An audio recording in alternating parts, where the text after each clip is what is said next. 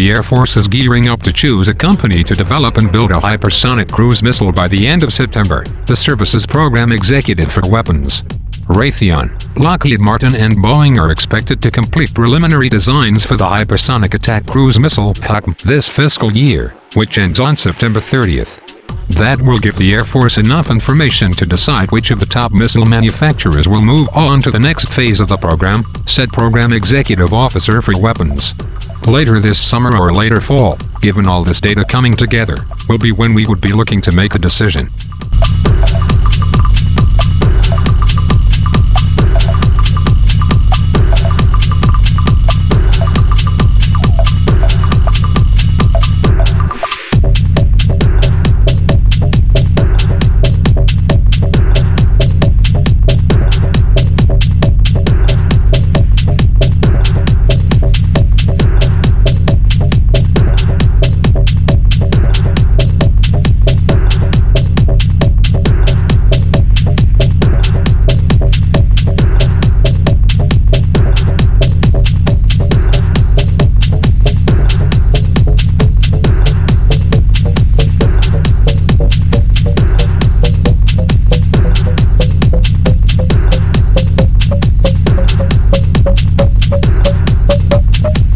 Because the Air Force is currently in source selection for HACM's sensitive stage in the acquisition process, where it is analyzing proposals from bidders, Collins couldn't say much about the company's offerings.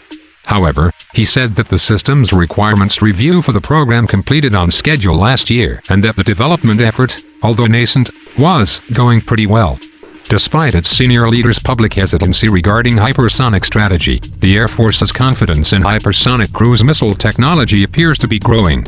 The service requested $316.8 million in its fiscal 2023 budget submission, an increase of almost $257 million over its funding for FY22. According to the budget, the HACM vendor will progress to the critical design review stage in FY23, where it will continue the assembly, integration and test of subsystems for qualification testing, as well as prototype systems for system qualification, ground test and flight testing.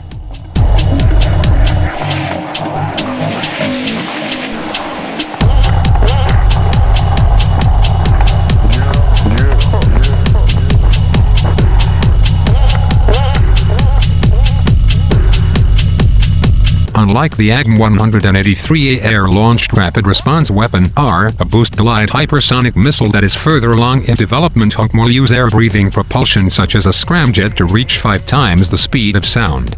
Hypersonic cruise missiles like HACM are expected to be smaller and less expensive than boost-glide variants, allowing the Air Force to fit more missiles onto a wider variety of aircraft.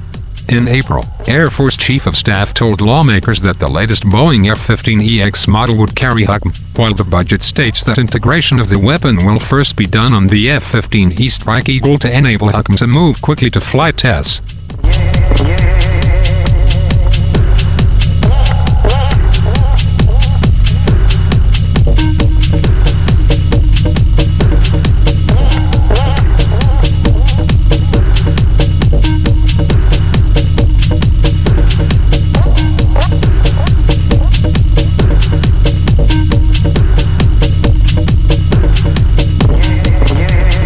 For the Lockheed Martin AR, which logged its first successful booster test earlier this week after 3 failed tests last year, its ultimate during the May 14th test, the AR missile met all its primary and secondary objectives, which were focused on the performance of the booster and the missile's separation from the B-52 that launched it.